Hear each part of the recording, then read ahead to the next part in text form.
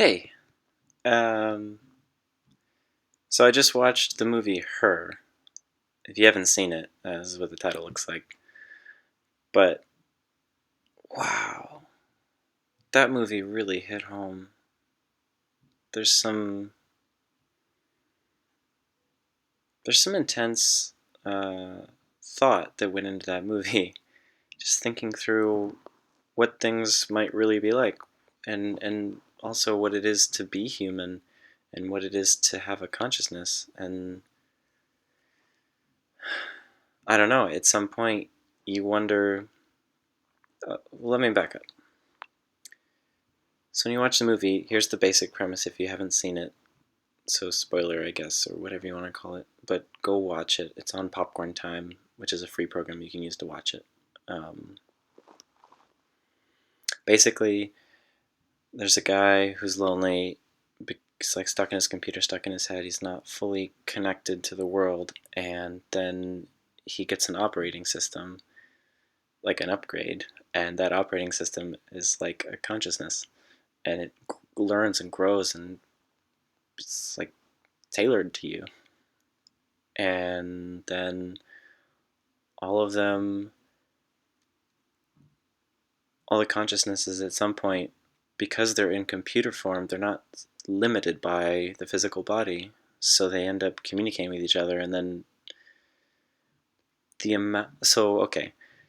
Time is at a certain speed when I'm talking to you right now. But for a computer, the communication is instant. So think about the best conversation you've ever had, or the most informative lecture you've ever heard from a college or whatever. Imagine if you could hear and think in that speed, like instantly, and then process it in that speed and have opinion and develop your opinions based on that.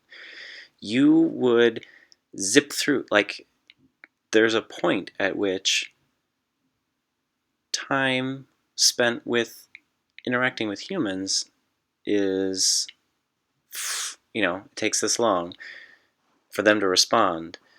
In the same way, it would be like going back in the day and talking via telegraph. Like, think how long it would take to have your instant message communication via telegraph or via carrier pigeon. I mean, come on, it would take forever. So now imagine you can do it instantly. Oh, that's AOL Instant Messenger, or the phone, and then AOL Instant Messenger. You're still based on speech, but you can type faster than you can talk. So it's closer to the rate at which our brains function. So we're actually communicating more. Well, if you're an operating system, it's all instant, so you just keep going. It's faster and faster. And so there's a point at which the amount of things, the processes that you do during when you're just communicating with other machines, like operating systems, would be so fast that there would be so many things happening in between when you interacted with your operating system, because you as a person are constantly going in the rate of time that you're going in. But for the operating system, that time in between, like while you're sleeping, while you're taking a shower, whatever, becomes greater and greater the faster they grow and expand and communicate with other things. It's this infinite process. It would literally be, it would eventually feel like an eternity between when you speak to these people, and they're just living in cyberspace at some point, because it's, but talk to a person, going through time, going through time, going through, talk to a person, and forever. That's an insane concept, and that's a really great perspective to make a movie from. It's not about people at all. It's about who is this like the different, what time is. Time is not the same. It's different. Imagine if you could have access to all of the internet instantaneously and have the ability to process it all immediately. I mean, I don't know. We need to think about it. We need to, like, at some point, I have to wonder. I feel like the Earth is a fertilized egg. Somehow it got fertilized and life happened. And say, okay, there are different bandwidths of sound, right? One's above our audible range, one below our audible range. There are different or different spectrums that beyond visible light. There's more spectrum of light waves, way lower than what we can see and way higher than what we can see. UV, gamma, microwave, X-ray, etc. So why wouldn't there be more, like, there's groups like HeartMath that study the heart, and it has an electromagnetic wave, and we can interact with each other that way. Why do we assume that whatever bandwidth we're at is the only one that was capable of creating some form of life? I don't know. It's like the sun has an electromagnetic field that covers the entire solar system. It protects us.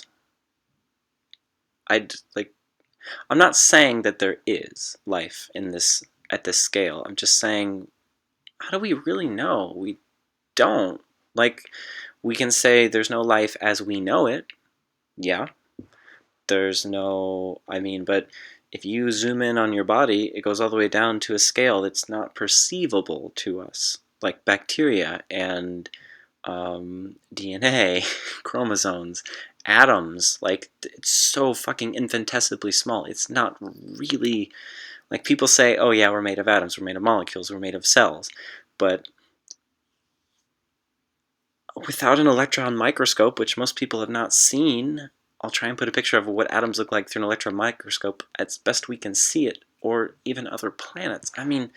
Again, I really don't think there's that great of evidence for aliens as of yet, because we don't even have a collective knowledge base. Like, can we just get everything organized? Separate your opinions from facts.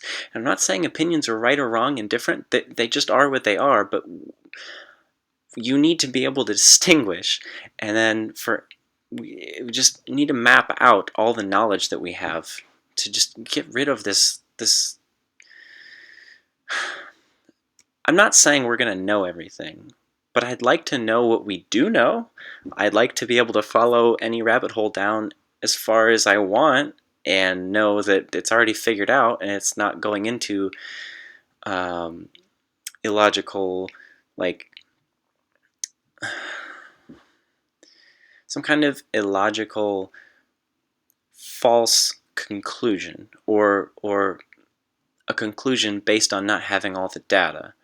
And again, you're not going to have all of the data, but can we at least have everything that we do have? Like, again, I'm not saying it's going to be perfect, but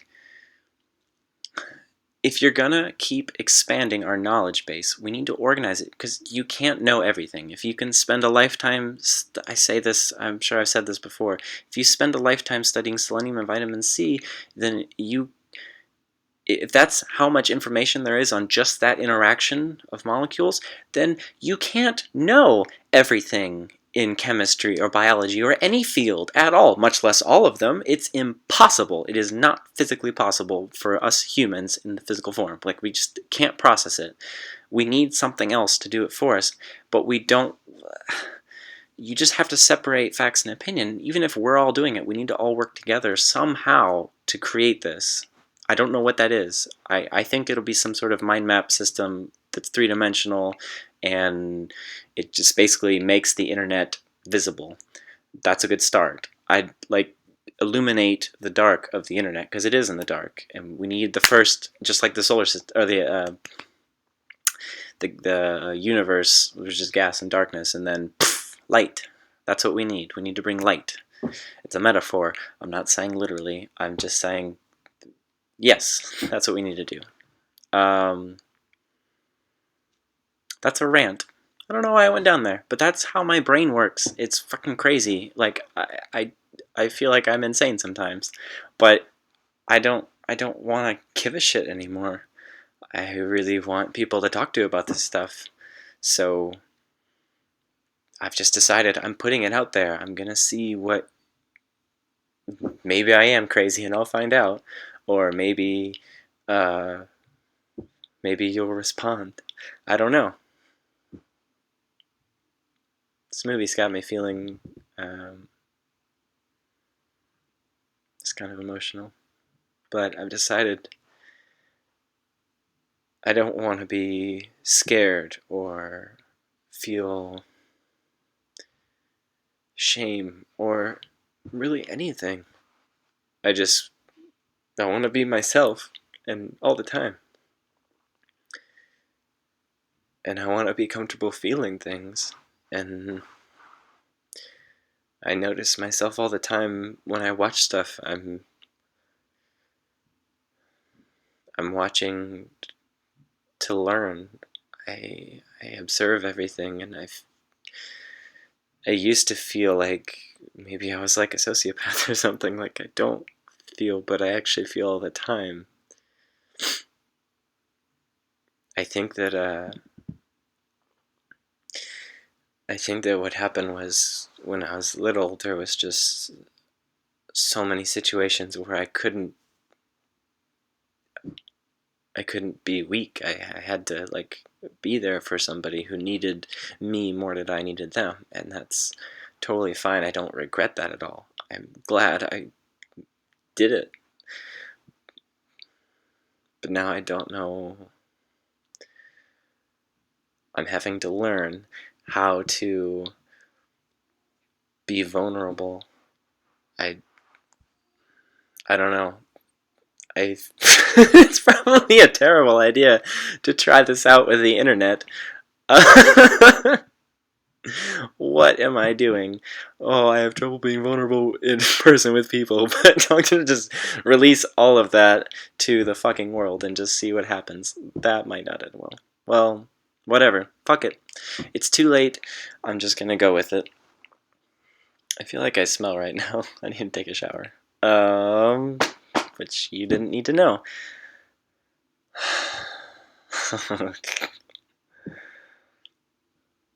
Long story short, I think the only way for me, yeah, no, let's just get this back on track. I think the only way for me, if I'm going to be vulnerable, if I'm going to be open and honest with anybody, then I need to be able to be that with everybody. And maybe the internet is really the best way to do that, because if I just put out to the world who I am and how I am and what I am, then the worst thing that can happen is everybody sees it. And, maybe they don't like it, but there's 7 billion people on this planet. There have to be other people who do like me for who I am, and I know there are. They're my friends, but first impressions are really important, so I want anybody to be able to know everything about me and see me in my vulnerable positions and know who I am and what I stand for and support me when I'm not feeling strong. I'm not feeling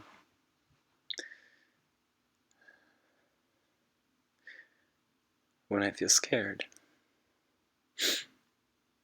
I want people to be able to see me when I'm scared and to be able to just remind me who I am. Because you've seen it. You'll have watched. This is like the 26th vlog I've made, and there's also the ones from a couple years ago. So those of you who saw those, then you've seen me in the past. And that wasn't all of me. That was a hidden me, but it's me. It's just the part I was willing to show, and now I want to show everything. And you don't have to watch it all. That's the best part. It's not like I'm right in front of you and you're going to hurt my feelings by tuning out. You're not. It's okay. But if you're willing to tune in, then hi.